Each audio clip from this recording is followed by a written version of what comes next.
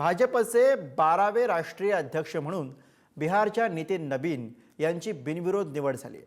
भाजप मुख्यालयामध्ये पंतप्रधान नरेंद्र मोदी यांच्या उपस्थितीमध्ये ही घोषणा करण्यात आली। नितीन नबीन हे आता आपले बॉस आहेत असं वक्तव्य पंतप्रधान मोदींनी केलं। भाजपचे आतापर्यंतचे सर्वात तरुण अध्यक्ष असलेल्या नितीन नबीन यांच्यासमोर काय आव्हानं आहेत बघूयात याबाबतचा हा स्पेशल रिपोर्ट।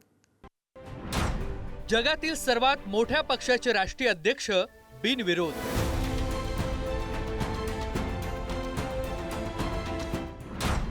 बिहारचे नितीन नबीन भाजपचे 12वे राष्ट्रीय अध्यक्ष। नितीन नबीन हे आता माझे बॉस, पंतप्रधान नरेंद्र मोदींचं वक्तव्य। माननीय नितिन नबीन जी, मैं एक कार्यकर्ता हूं, वे मेरे बॉस हैं। 5 राज्यातील निवडणुकांचं नबीन यांच्या समोर आव्हान।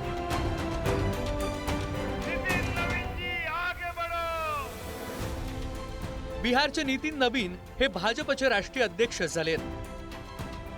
दिल्लीतील भाजपच्या मुख्यालयामध्ये पंतप्रधान नरेंद्र मोदी, केंद्रीय गृहमंत्री अमित शहा, भाजपचे मावळते कार्यकारी अध्यक्ष JP नड्डा यांच्या उपस्थितीत ही घोषणा करण्यात आली। वयाच्या 45व्या वर्षी जगातील सर्वात मोठ्या राजकीय पक्षाच्या अध्यक्षपदी नितीन नबीन यांची बिनविरोध निवड झाली। आतापर्यंतच्या भाजपच्या 12 अध्यक्षांपैकी नबीन हे सर्वात तरुण अध्यक्ष आहेत। पंतप्रधान नरेंद्र मोदी यांनी यावेळी भाजप ही संस्कृती असल्याचं सांगत आता नितीन नबीन हे आपले बॉस झाले असल्याचं वक्तव्य केलं। तर राष्ट्रप्रथम या आदर्शावर काम करणार असल्याचं नितीन नबीन यांनी म्हटलं। हम उस विचार के साथ काम करते हैं जिस विचार से हम राजनीतिक अभिव्यक्ति के साथ साथ उस नारे के साथ काम करते हैं जहां राष्ट्र प्रथम के नारे, नेशन फर्स्ट, पार्टी नेक्स्ट और सेल्फ लास्ट। माननीय प्रधानमंत्री जी ने इस नारे के साथ हम लोगों को जोड़ा है, हमारे नेतृत्वकर्ता ने हमें जोड़ा है और हम सब के लिए ये प्राथमिकता होनी चाहिए कि हम राष्ट्र के आगे रखकर ही अपने कामों को आगे बढ़ाएं। लोगों को लगता होगा कि नरेंद्र मोदी देश के प्रधानमंत्री है, लेकिन इन सबसे भी बड़ी चीज मेरे जीवन में है, मैं भारतीय जनता पार्टी का कार्यकर्ता हूं। और जब बात पार्टी के विषयों को आती है, तब माननीय नितिन नबीन जी, मैं एक कार्यकर्ता हूं, वे मेरे बॉस हैं।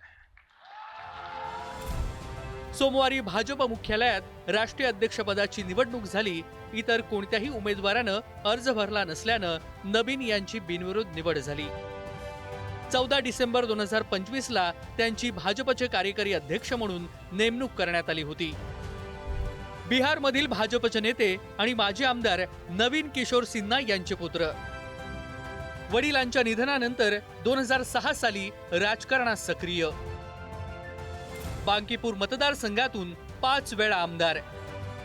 भाजयुमोचे अध्यक्ष, राष्ट्रीय महामंत्रीपदाचा अनुभव। ईशान्येतील राज्यात पक्षाचे प्रभारी आणि पर्यवेक्षक म्हणून काम। बिहार मंत्रिमंडळात कामाचा अनुभव। छत्तीसगडमध्ये भाजपच्या विजयात मोठा वाटा। लो प्रोफाईल आणि सर्व पक्षीयांजवळ चांगले संबंध। 45 वर्षीय नितीन नबीन यांच्याकडे भाजपचं राष्ट्रीय अध्यक्षपद सोपवत भाजपनं तिसऱ्या फळीतील नेत्यांना मोठी जबाबदारी देण्यास सुरुवात केली आहे। नितिन नबीन 45 ईयर के हैं, तो यानी कि अभी बीजेपी जो है थर्ड जनरेशन की तरफ बढ़ रही है। थर्ड जनरेशन करके मैं युवाओं में थर्ड जनरेशन ही। और नितिन नबीन बहुत गंभीर किस्म के हैं, बहुत कम बोलते हैं, बहुत सोच समझ के बोलते हैं, ज़्यादा नहीं बोलते हैं, इनकी एक खासियत है। और सेकंड जनरेशन वाले बीजेपी के नेता जो हैं, अब धीरे धीरे जब उनका पीरियड समाप्त होगा तो बाकी पार्टियों में आप देखेंगे जो कि उनके पास थर्ड जनरेशन के नेता नहीं है, लेकिन बीजेपी में जो है थर्ड जनरेशन पहले ही तैयार कर, युवा का थर्ड जनरेशन जो है वो पहले ही तैयार कर लिया गया है। नितीन नबीन यांच्या समोर पुढच्या 2 वर्षात होणाऱ्या 11 महत्त्वाच्या निवडणुकांचं आव्हान असणार आहे। 2026 साली पश्चिम बंगाल, तामिळनाडू, केरळ, आसाम विधानसभा निवडणुका होणार आहेत।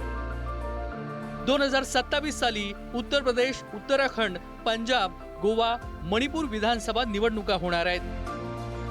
2027 साली राष्ट्रपती आणि उपराष्ट्रपती पदाची निवडणूक होणार आहे. पुढची 25 वर्ष भाजपसाठी महत्वाची आहेत.